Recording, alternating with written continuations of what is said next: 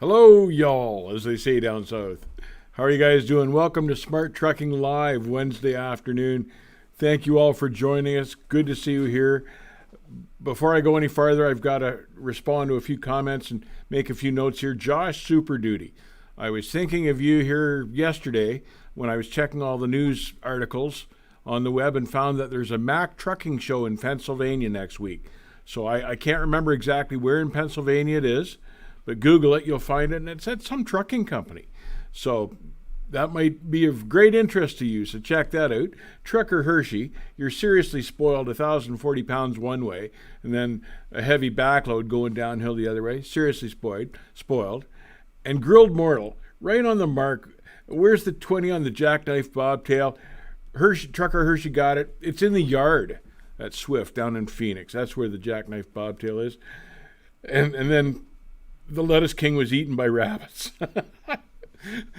Oh, man, you guys kill me. Shannon, good to see you. Glad you could join us. How are you guys all doing anyway? How are things out there? Where did I see it was like 72 degrees in Denver? Trucker Hershey. And, man, I wish it was that warm here. But, oh, well, 'tis what it is. We haven't got any snow yet here, but I'm sure it's coming. Somebody pointed that out to me this morning here. Well, we got lots to cover today, but we're going to talk about one of my new biggest pet peeves is the A.D.A.S, which the trucking industry seems to love acronyms now. But A.D.A.S is for Advanced Driver Assistance Systems. Something new that the ATA, another acronym, is pushing because they want to see them in all their trucks because they believe it's a driver training tool or it'll make for safer trucking for new drivers or some darn thing. I vehemently disagree, but we'll talk about that today. We'll wait for a few more people to join us here. We're actually pretty close to on time today, so that was nice. Grilled Mortal. Hopefully, we'll get to see the Lettuce King this weekend to confirm that he has, in fact, not been eaten. And we hope to have a look at his new ride. It should be all together now. We're going down. If weather permits, Kathy's taking it for a test drive. So looking forward to all of that. But I hope things are going well for you guys all out there. I always liked trucking in the fall because it was cool enough you could sleep at night, yet the roads usually were pretty good still. I see Colorado's got their chain laws up already, of course, but usually it's pretty nice trucking weather in the fall. Anyway, we'll get right to it. Now, I would think that some of you guys that are here with us this afternoon may have these A.D.A.S things or systems installed in the trucks that you're driving. I know I've talked to guys before that have had them and hated them, but what the system basically does is take control or partially take control away from the truck driver. And anything like that, I'm all against that. Now, whether it would benefit a new guy or not, I really don't believe that it would, because I believe that the new guys should learn to be in total control of the whole vehicle all of the time. But these systems will slow or stop the truck. Now, one thing they do is apparently help keep you in your lane. They'll indicate to you when you're getting out of your lane, and I don't see any harm in that. It's I've even got it in my car. Some of the cars come with all that stuff now, and I don't find it annoying. But I sure wouldn't want the truck slamming on the brakes on an icy road on me, especially with an empty trailer. So I see problems with that. And the other systems that fall within this advanced driver assistance program may be things like driver-facing cameras, and I'm against that. But I've got some stuff to say about that too. I want to talk to people that have these cameras, because I saw something the other day on a system that just shows facial imaging on the driver-facing camera rather than a photograph of your face. So you can't really tell who it is behind the wheel driving the truck, who they're watching. And that's to address privacy concerns. So I'd be interested in talking to someone that has a system like that. So Anyway, what do you guys think? Any of you guys got these systems in your truck yet? The ATA wants them because they feel it's a driver training tool, and the less time and money they have to spend training new drivers, the better it is for them, because they're not into training at all. They're just into getting the truck on the road and making money. So I don't know how the insurance companies will view these things either. It'll be interesting to see. Like, if all these people that have input into the trucking industry, and we're going to do a video on this later in the upcoming weeks, is all these people in the trucking industry that have all this input, and none of them have ever driven a truck. And it's amazing to me, the bureaucracy in trucking that's never driven a truck, but it's a serious problem in our industry anyway. But we're going to do a video on that. I got to quit talking and do some reading here. Today I learned Uber Freight is a thing for independents. I haven't heard that. But anyway, what do you guys think of these systems? I'm afraid of the truck slamming on the brakes because it senses a potential accident, and instead it creates another accident by jackknifing you on an empty road or on an icy road with an empty trailer. That's the type of thing I worry about. And I've talked to drivers that have had that happen to them on wet, slippery road, not so much on ice, but a few of them have had it happen to them on wet, slippery road. Now, I know even in my car, it's got a system where if it senses something, it slams on the brakes. And I don't like that at all. I've had that disabled because I don't want that. But the car came like that from the factory. And, I can see in a truck, that'd be a real hazard. Another problem with these systems is that a good truck driver watches well ahead of the road and he anticipates problems. And these systems don't do that. These systems don't see a car pulling off from a side street out across the highway or something like that. They're not like a truck driver. They can't anticipate. So a professional truck driver will react to a situation like that far ahead of when this A.D.A.S system will react to something like that. The system will wait till the car's out in front of you. A professional driver can anticipate that the guy may pull out in front of you and start slowing down and react accordingly. It's the Smith system, basically, a great system, but you anticipate and look well ahead. And these systems don't do that. And one of the marks of a professional driver is to anticipate ugly situations and take measures to avoid them in case it begins to happen. So I don't hold out much faith for these systems, but of course everything I don't like the ATA promotes. It'll be interesting to see. It'll be interesting to see if the ATA is successful in this promotion, because they come out with a bright idea every day. Every new day they've got a new bright idea to save themselves money. But it'll be interesting to see if they can sell this to the FMCSA, because they'll want to push these systems into law. They'll want to have these systems mandated, and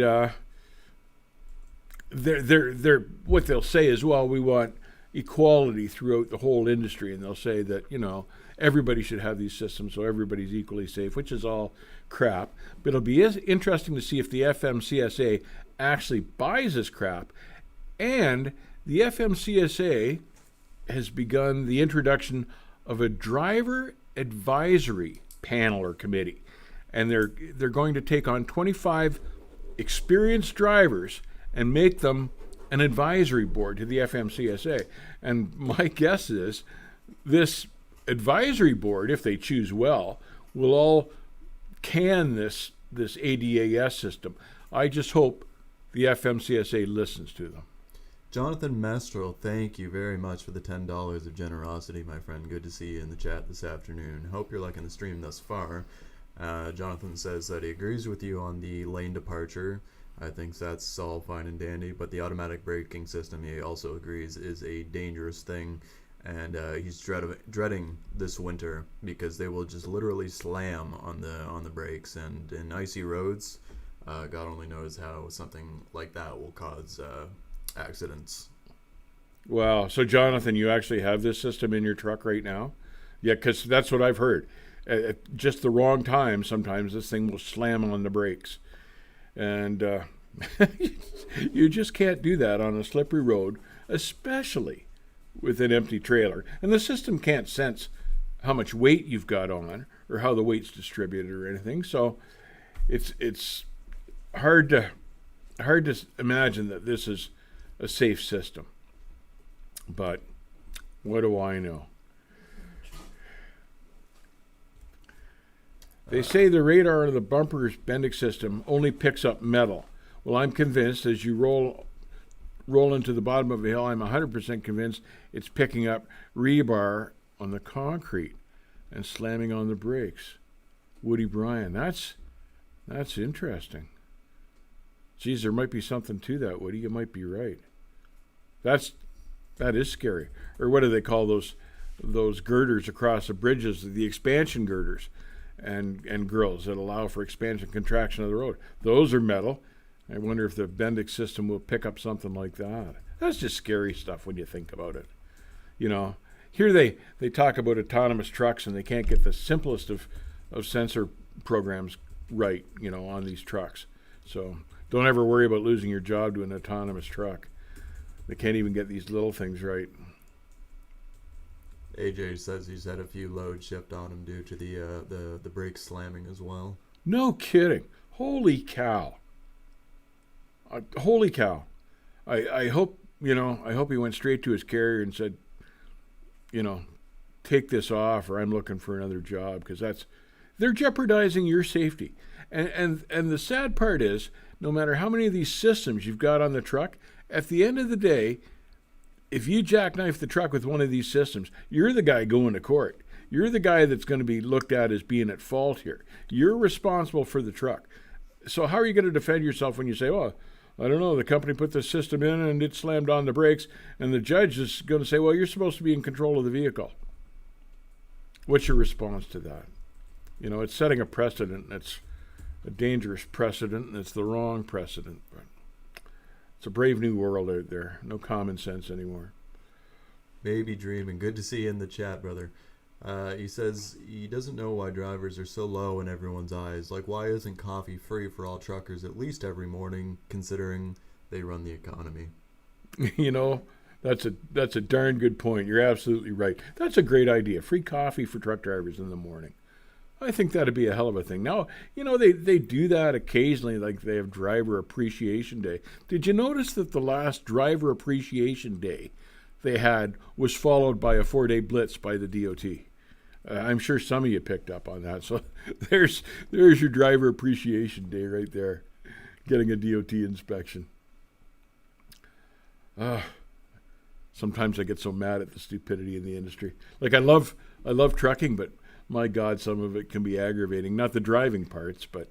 Kevin Galloway says there's a lot of false brake applications due to shadows of road signs and overpasses. That's interesting to know. Oh.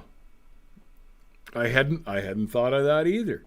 You know, now I know that the sensors in my car, I wouldn't have ever driven one of these trucks with the sensor system in it, but the sensors in my car don't react well to snowstorms, for instance, and they get false images or shadows or things like that. So it's just it's a flawed technology at this stage of the game. Now, it may improve. I hope it improves. But right now, I sure wouldn't bet my life on a system like that. AJ Waters, I have a button to press which disables the system. Well, thank God for that.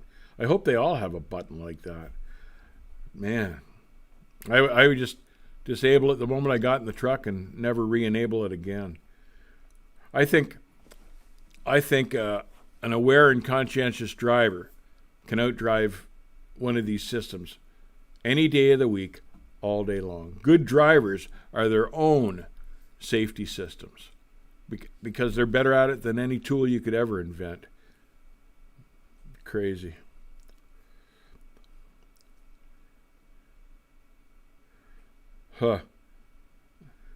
Jasan Singh got a young driver here got a ticket for loose lug nuts on my drive tire. What penalty do you think I will face? That's a good question depending on where you are. I can't really say.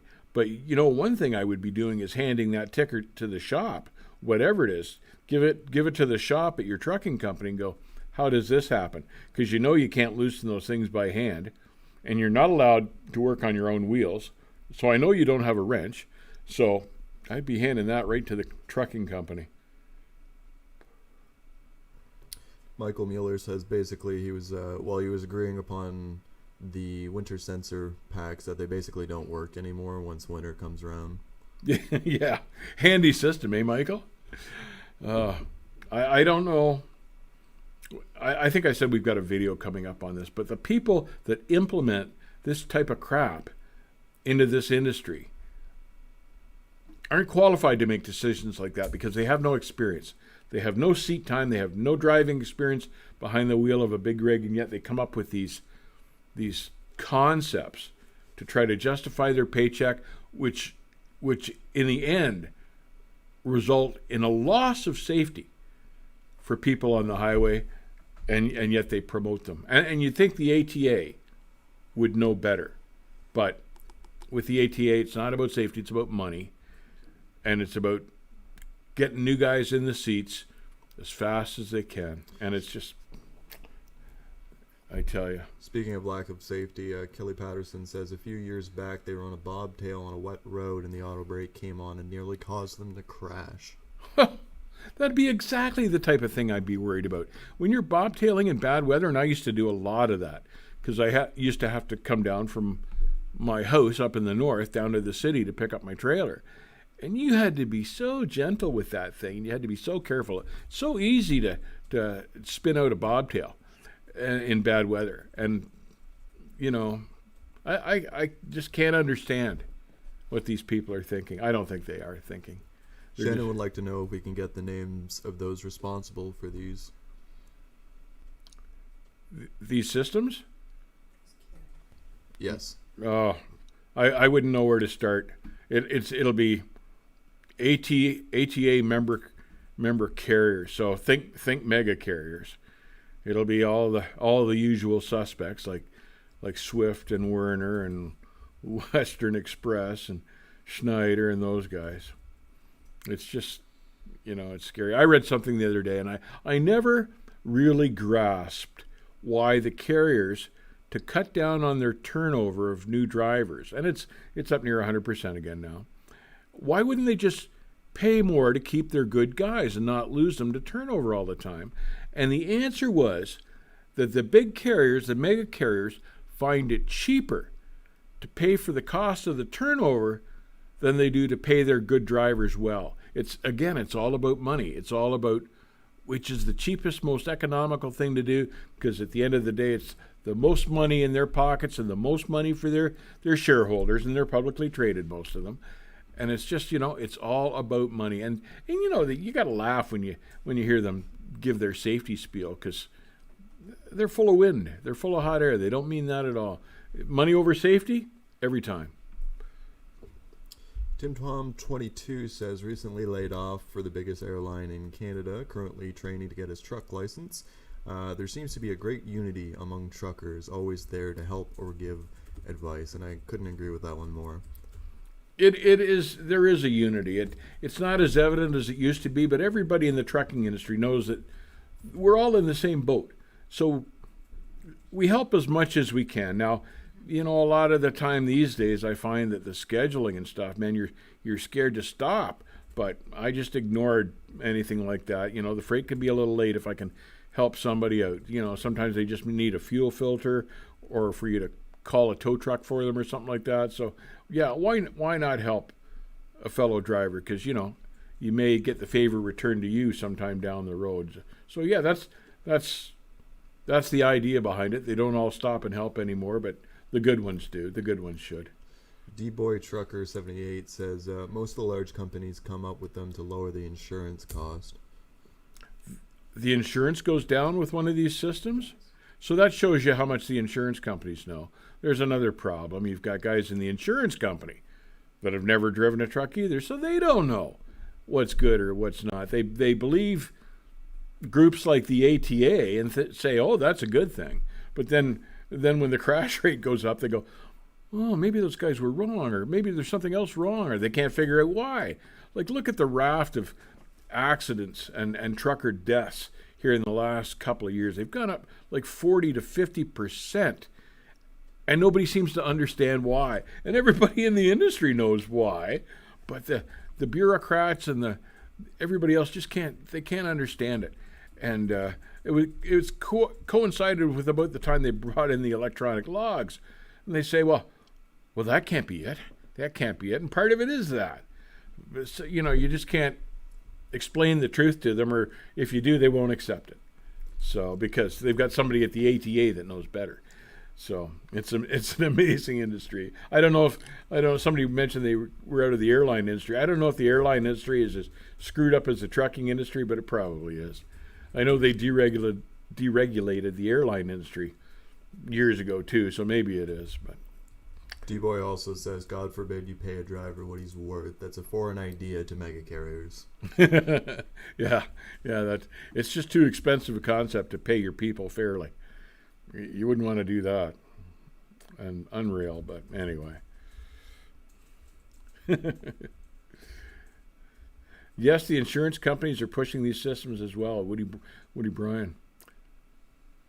I don't even know what to say to that. I'm sure that's right, but you wonder if there's anybody down there with any common sense anymore. You got to go to the truck stop to find people with common sense. They're not in the bureaucracy or in the office most of the time. Everyone bashes the mega carriers, but Werner has treated me very well, Doc Dewey. I'm glad to hear that. I'm glad to hear that. What's the guy that I pick on that runs that place? Anyway, you can. I like to laugh about him, but he's a pretty sharp guy. So I'm glad to hear you're enjoying your experience with Werner. Derek Leathers, there's the name I was looking for, and I like to pick on him, but there's no doubt he's a pretty sharp boy. Anyway, good to hear that your trucking experience is good. Like to hear that. Christopher Verdeen says a lot of mega carriers, including the one that he drives for, are self-insured so they can address their own rates. And that's true. A lot of them are self-insured. Up here in Canada, they don't allow that so much. It's mostly just the fuel carriers and the hazmat guys that are self-insured, not so much the freight carriers. But no, that's a lot more common in the States, and he'll be absolutely right about that too.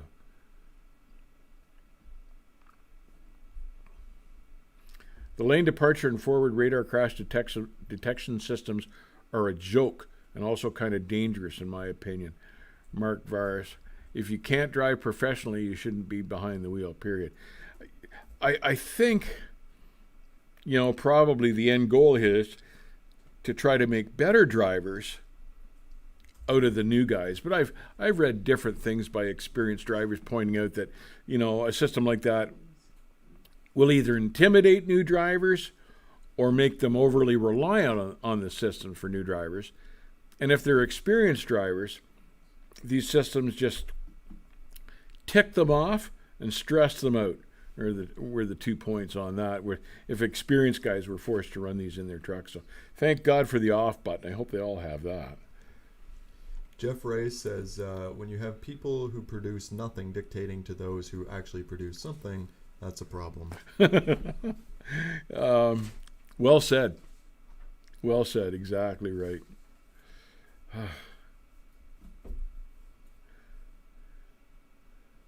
How do you know your employer is crap?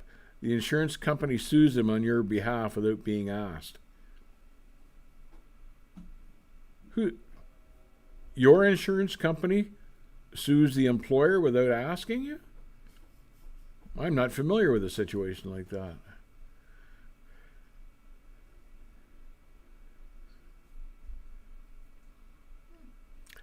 It's their fault we have ELDs. Woody Bryant. Yeah.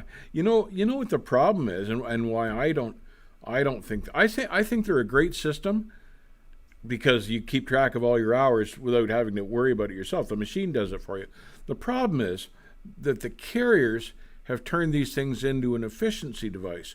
So rather than let you get a full night's sleep, if your hours are all in at like 2 a.m., some of these carriers will call you up and say, okay, time to go to work. And it's 2 a.m. and your body's going, no, man, I don't want to get up. And it's your body telling you that you're not ready yet. But the carrier wants you to get up, whether your body's ready or not, whether you're rested or not. And that's the problem with those things, too. It's the carriers. The ELDs are fine. It's just the carriers have twisted them to their own use. My body tells me that every day. Jonathan Mestral, thank you very much for the $5 donation. Once again, you're too kind. As to why your super chat comments are getting censored, it must just be the YouTube algorithm just picking apart certain word spellings that it doesn't like, because it's definitely not on our end. So might just have to respell a few words in there. Sorry about that. Another electronic system. What can I tell you? Companies harp on professional drivers, but take away our ability to be just that, to prove ourselves, to actually show we can be professional, a concerned citizen. Exactly right. Exactly right. And with drivers, the first thing they look at is their record, their driving history. And that's how they hire you. And yet, they don't want you to use that experience. They want you to rely on these machines. It's crazy. Woody says the problem starts with training. A lot of these carriers taking students out of school and cutting them loose with less than 2 weeks training. That's a huge problem. And then after the guy's been driving a month, they make him a trainer, which is insane and should be illegal. But you know, the law allows them to do that, and I don't have a clue why. Well, I do, because it saves them money, no matter how unsafe it is. I'm getting mad just talking about it. I refuse to let a company tell me when to stop or go. Mark Vars. Yeah, I'm the same way. I wouldn't, if a company said to me that you've got to have this A.D.A.S. on the truck that you're driving, I'd be looking for another job, and there's plenty of them out there. So that's the beauty of the driver shortage. You can have another job tomorrow, and some of these carriers forget that. But yeah, I wouldn't operate that way. But I got to find out about these driver-facing cameras and the imaging that I saw on this training video that just shows it's like a mask rather than a person's face. I've got to find out. And what they were doing was, in this demonstration, the mask would look down at his cell phone or something like that. The mask would look down at the cell phone. The system would indicate that the driver's eyes weren't on the road. They were looking anywhere but where they should be, and it would notify the carrier that the driver wasn't paying attention. And you know what? I don't see anything wrong with that, frankly. I have concerns over the privacy issue with driver-facing cameras, but if they're not really showing your face, they're just showing a mask or an image, I don't have a problem with that.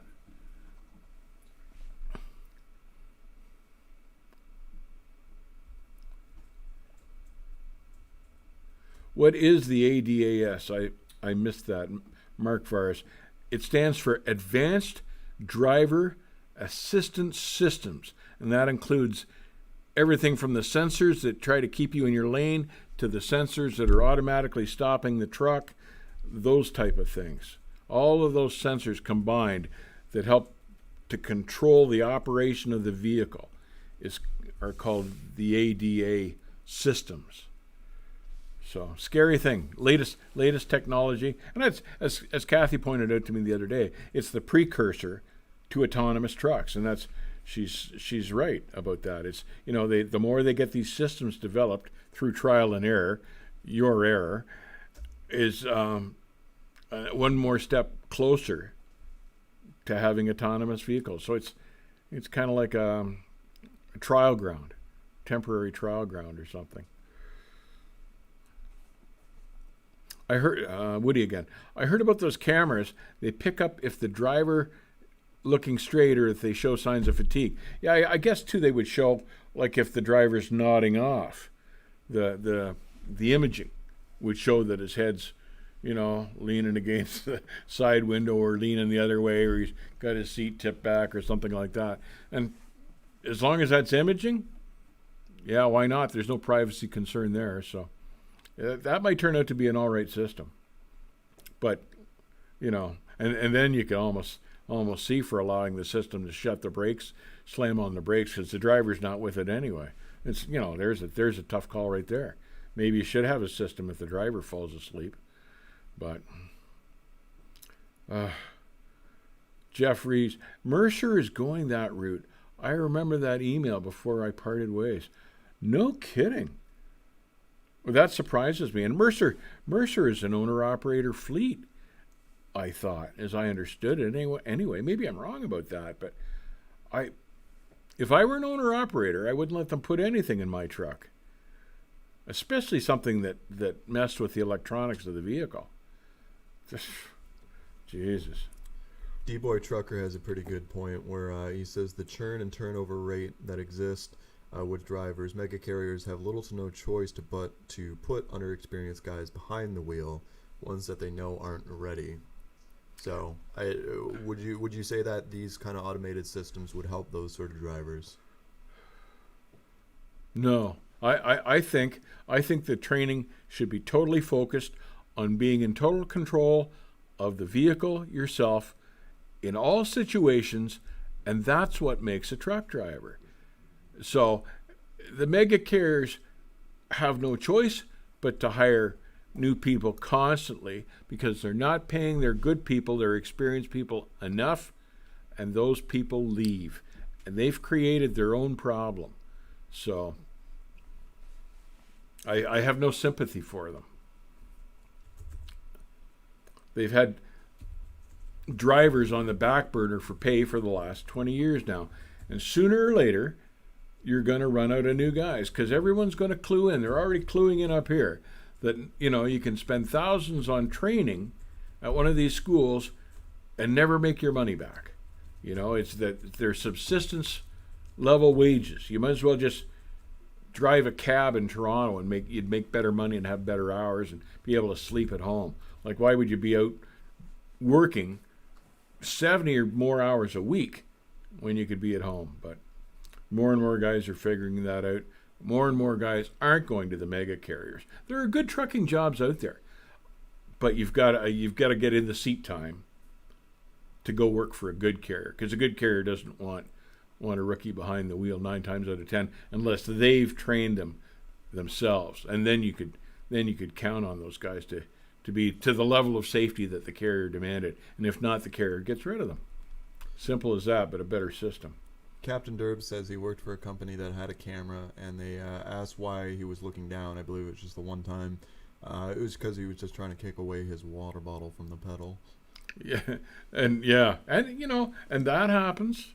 That happens. You drop stuff on the floor. You don't want it to roll underneath the brake pedal or something like that. You got to get it out of there. So yeah, that happens. That's a reasonable explanation. But try to kick it out while you're looking out the windshield. Don't be looking all over the floor for it, because that's and it doesn't take very long for something to pull out in front of you. So you don't want to have your eyes on the floor while you're looking for your water bottle. But yeah, stuff like that happens. Jonathan, once again, you're too kind, my friend. Thank you very much for the $5. He says Freightliner has a system now where they can control the wheel and keep your truck in its lane hands-free.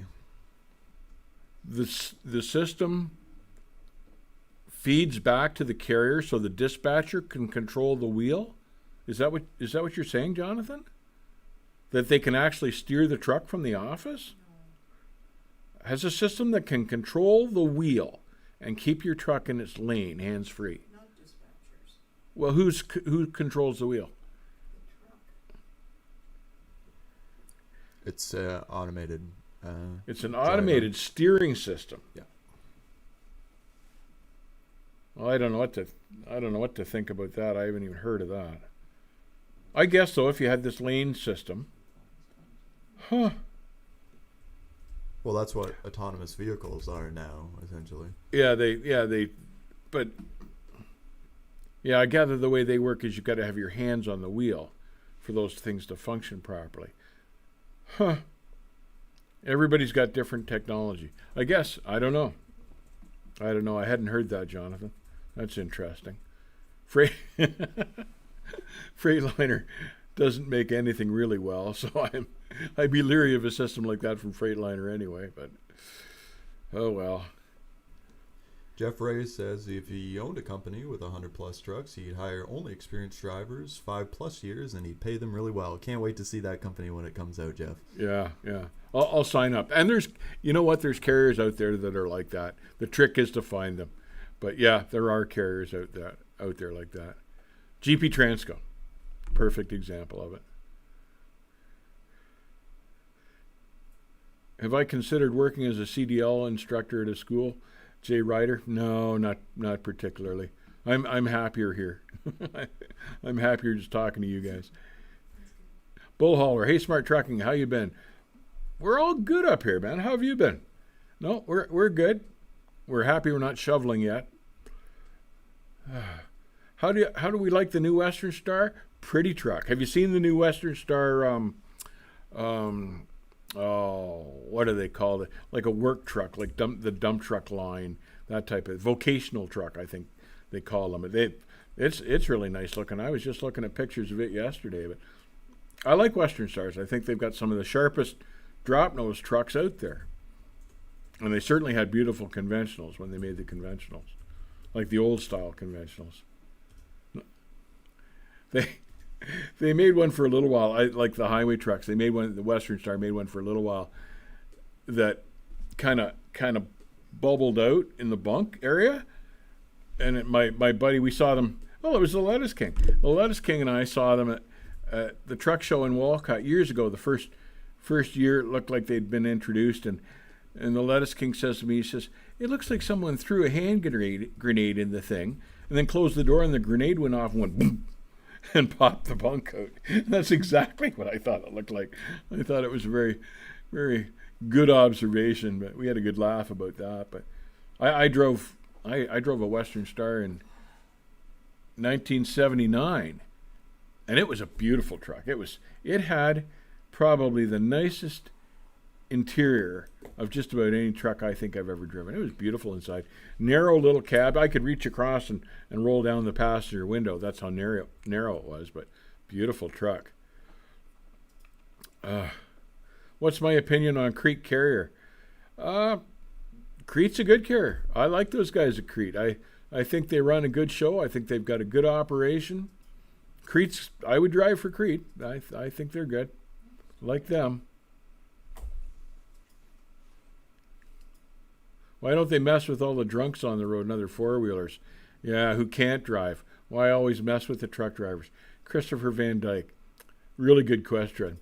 And I think it's because the truck drivers are an easier target, and the bears know that the carriers have the cash to pay the big tickets. I think, you can nail one truck driver and get him for about $1,000 worth of fines when probably all you can get out of the four-wheeler is a couple $100. But trucks are an easy target for the DOT and for cops and stuff. And really, they're held to a higher standard, too, because there's supposed to be a professional behind the wheel. And if a cop pulls a truck over and finds out that the guy's not really a professional, why not write him a few tickets, maybe teach him a lesson? Maybe he needs to pay more attention to what he's doing and how he's operating the truck. Gil Garcia, aren't you a famous lawyer? As a driver, do you suggest to start my career in flatbed or dry van? I'd start with dry van. Because you don't have to worry about the strapping down stuff. So I would start with the dry van, Gil.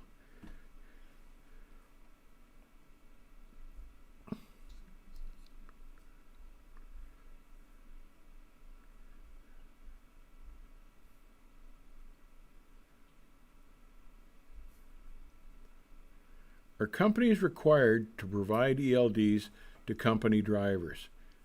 In the United States, Chris? Yes, they are. We don't have them up here in Canada yet, but they're coming. I think they're supposed to be mandated by 2021. But yes, the companies are required to provide them. Those things are expensive.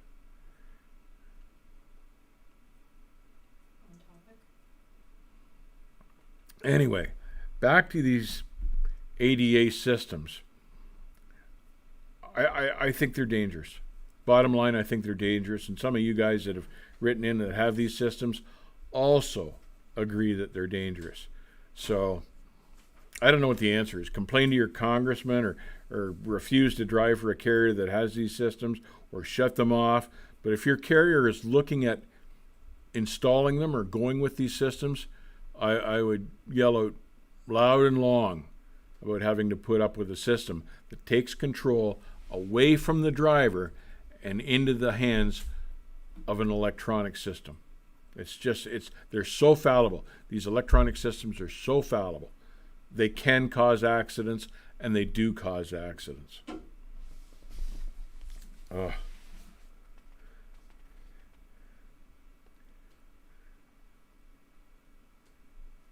I mentioned the Smith system earlier, and I'm sure a lot of you guys know what that is. And sometimes in orientation, and I've been through it, you've got to take courses or whatever is involved with the orientation of the company that you're applying for. And I one time took the Smith system as part of my orientation for a trucking company I was going to work for. And I'm not much on what you can learn in a classroom on how to drive a truck.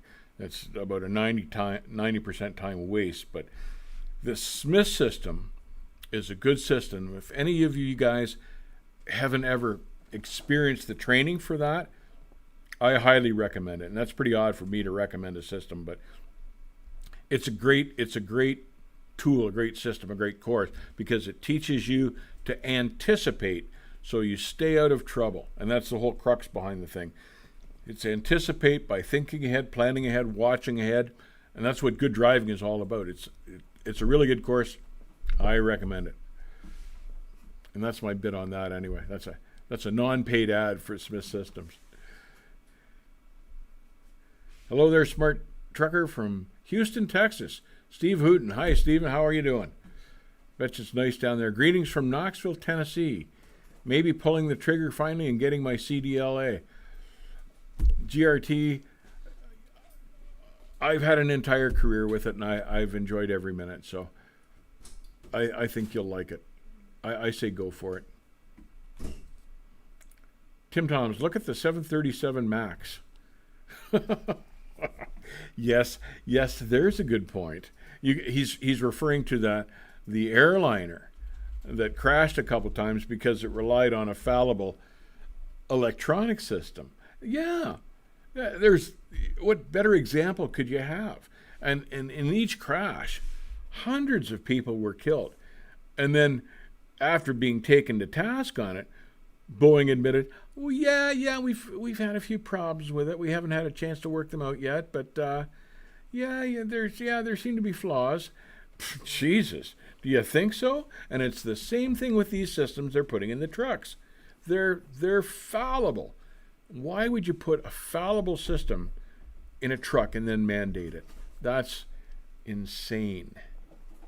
But just like the bureaucrats at Boeing, they got to look like they're doing something to earn their wages. I've tried to talk to my bosses about them. They think we're just super truckers that like to gripe, simply because the salesman said so. Woody Bryan. And you know what? That's true.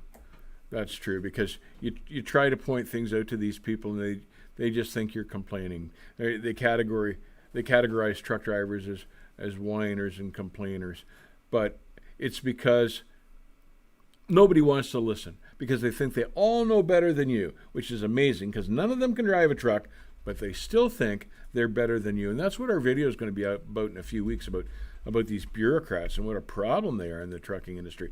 It used to be, when you went to work for a trucking company, 9 times out of 10, the company was owned by a retired truck driver or a former truck driver or a guy that still worked on weekends and stuff like that. Like look at Pride. Jeff England owns Pride, and that guy still goes out and drives whenever he wants, and he's in his 70s.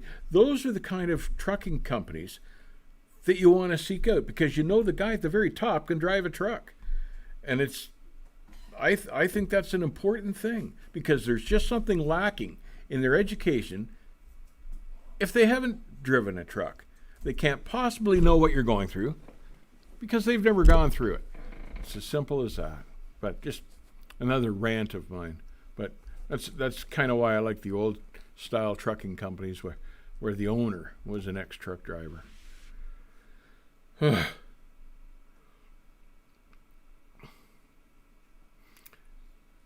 Mark Varus, hell no, will absolutely not be driving a truck with that system. Bull Hauler, he's out. Y'all take care. You too, Bull Hauler. Be careful out there.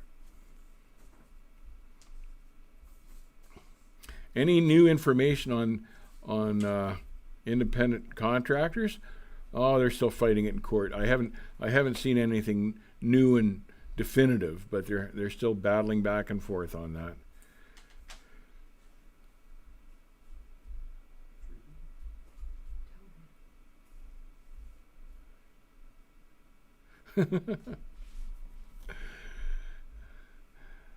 I just don't like the mistreatment from shippers and receivers. Another group that has no idea what you've gone through in that day to get there, but has no problem letting you know what they think. Some of them are all right. Some of them, you can get some good customers too, but generally the guys you run into in the dock are not the top of the heap. Jonathan Mestro, once again, saying this a lot throughout the stream. Thank you for the $5 donation. Really appreciate that. When big money is involved, safety is touted as the priority, but in reality is always profitable. Look at NASA and the space shuttle, for example. Yeah. I don't understand why, and I think the public's wising up to this, but that safety is just like a catchphrase or a key word or something like that. And the moment you hear safety anymore, you can't believe it. It's gotten that bad. You know that you've got to look around the corner of it and go, now where are they making money on this deal? Jonathan, good point. It's sad that it's come to that, but it has come to that. And how it got into trucking. And you know what? You'll wonder why the crash statistics go up and up and up every year. It's because everyone's touting safety, but no one's practicing it. My last boss was a third-generation driver. Loved driving for him at IMT. It's a shame I had to walk. Those are the IMT's the flatbed guys out of Iowa. Are they not, Woody? That name rings a bell. Hello from Illinois. Heading back to Florida. The only thing with the auto systems is insurance freaking out about accidents. Container Guru. They should be freaking out about accidents. They're the ones paying the price for it. I don't know why an insurance company would lower your insurance with one of these systems. They should be raising it. Stephen, thank you very much for the generosity of $5, my brother. Thank you for the content. Love watching your videos. Keep up the great work, and thank you for what you do. And I'll thank you too. Stephen, thank you. Appreciate it. True safety costs money. Container Guru. Absolutely right. Yes, it does cost money. But carriers should be willing to pay for that. Because, really, carriers can only see... Did you fall off the turnip truck last night? Just let me finish here. Carriers can only see true safety, the cost of true safety, if their family gets run over. Then they change their tune. But as long as it's everybody else's family, they don't care. Which is an incredible attitude to me. But the world's become so money oriented anymore. All right, chat. We'll do about another 5 minutes or so of Q&A here, and then we'll wrap it up for today. Yep. Jeremy Gouge. That's the guy's name. Yep. He bought a Kenworth that I liked off of the Spencers. I think it was the Spencers he bought it. Nice truck anyway. But that's who that is. I knew the name from somewhere. Well, if any of you other guys have had experiences, good or bad, with these systems, I'd like to hear some of the good experiences. Maybe there's some out there where these systems have saved your butt upon occasion. And I'd love to hear if there's anything good about them out there. I'd like to think there are some pluses with these things, but like I say, I can only see the lane assist as being a plus. Anything that touches the brake worries me. So, did you see too? They've recalled 17,000 Volvos, one of my favorite trucks, because the brake pedals are cracked. So there's a reassuring thing if you're driving a Volvo. You can hit the brakes and the pedal just snaps off and it'll be on the floor. So I don't know. Yeah, doesn't seem like a good thing to me, but what do I know? I wouldn't have had the Volvo in the first place. But ML Repair Utah says you saw that Snyder is not going to allow the 3782 split. That's not really safety oriented. no. Yeah, I don't. I agree. I don't see the advantage to that at all. But they're always messing with the hours of service, and they never really get them right. And the things that the system really needed, the hours of service needed, was more flexibility. So you could get, if you ran out of hours at the shipper, you could get to a safe truck stop rather than sleep in a parking lot at the shippers for the night or something like that. That's where we needed the break, the flexibility, and it wasn't in there. So these people making up these rules have no clue. You just got to live with them, and that's the problem anymore. Putting up with goofy rules, one of the problems. Danny Morris says, how can a Greyhound bus full of people pass me doing 65 miles go past him and the DOT? Yeah, buses have a whole different set of rules apparently, and I never understood why that was. I had one years ago. I was down on Highway 3 in British Columbia trucking, and I was headed for Cranbrook, BC, and I was in the S curves. This is the really old highway, and I was in the S curves. Is it Highway 3 or Highway 2? You got me thinking now. But anyway, I was between Fernie and Cranbrook, and it was all S curves in the old days on the old 2-lane highway. And in the fog, this Greyhound passed me, and I was probably doing like 30 miles an hour because you couldn't see very well. And this Greyhound went by me at like 60 or 70 miles an hour. And I remember just being amazed that the guy would even drive like that in these conditions. 3 curves later, there he was off into the ditch, this whole Greyhound full of people. And thankfully, nobody was hurt. But yeah, bus drivers, I've been told by bus drivers that often they're on such a tight schedule that they have to drive like raped apes, no matter what the weather conditions. And you know what? Sometimes they do. I have them pass me all the time still. Christopher, do I still drive trucks? Yes, but only when I want to. I take my Pete out for a ride to go for coffee up farther north or something like that, or just go for a ride. But yeah, that's the only trucking I'm doing anymore right now. So I might try to go do something this winter. We'll see.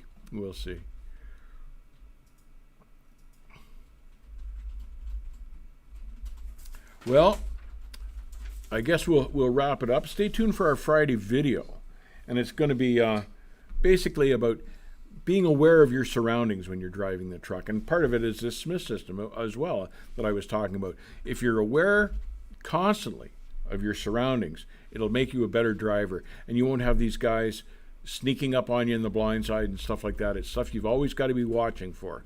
So that should be a good video. I hope you tune in Friday for it.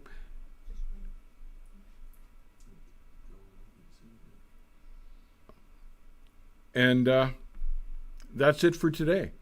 You guys take care, stay safe, and keep the rubber side down. We'll see you on the backhaul. Good night, everybody.